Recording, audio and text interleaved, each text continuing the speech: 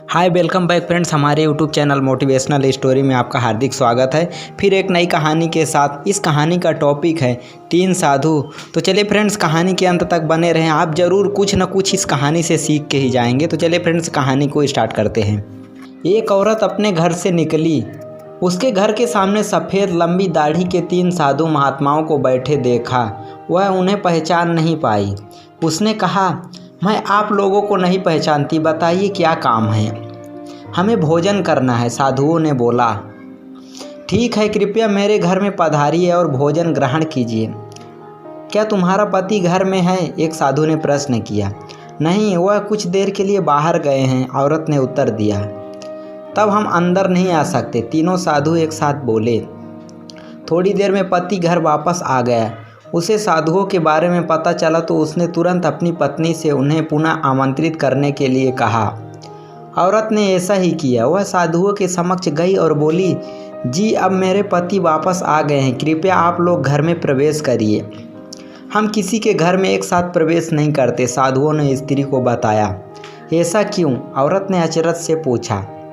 जवाब में एक मध्य में खड़े साधु ने बोला, पुत्री, मेरी दाईं तरफ खड़े साधु का नाम धन और बाईं तरफ खड़े साधु का नाम सफलता है और मेरा नाम प्रेम है।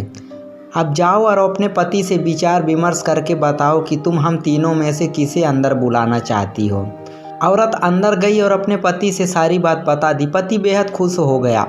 वाह, आनंद आ गया, चलो जल्दी से धन को बुला लेते हैं। उसके आने से हमारा घर धन दौलत से भर जाएगा और फिर कभी पैसों की कमी नहीं होगी। औरत बोली, क्यों ना हम सफलता को बुला लें, उसके आने से हम जो करेंगे वो सब सही होगा और हम देखते देखते धन दौलत के मालिक भी बन जाएंगे। तुम्हारी बात सही है, पर इसमें मेहनत करनी पड़ेगी। मुझे लगता है कि धन को ही बुला लेते हैं, पति बोला। थोड़ी देर उनकी बहस चलती रही, फिर वो किसी निश्चय पर नहीं पहुंच पाए और अंततः निश्चय किया कि वह साधुओं से यह कहेंगे कि धन और सफलता में जो अंदर आना चाहे आ जाए। औरत झट से बाहर गई और अपने यह आग्रह साधुओं के सामने दोहरा दिया। उसकी बात सुनकर साधुओं ने एक दूसरे की तरफ देखा और बिना कुछ कहे घर से दूर जाने लगे।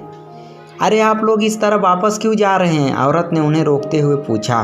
पुत्री, दरअसल हम तीनों साधु इसी तरह द्वार द्वार जाते हैं और हर घर में प्रवेश करने का प्रयास करते हैं।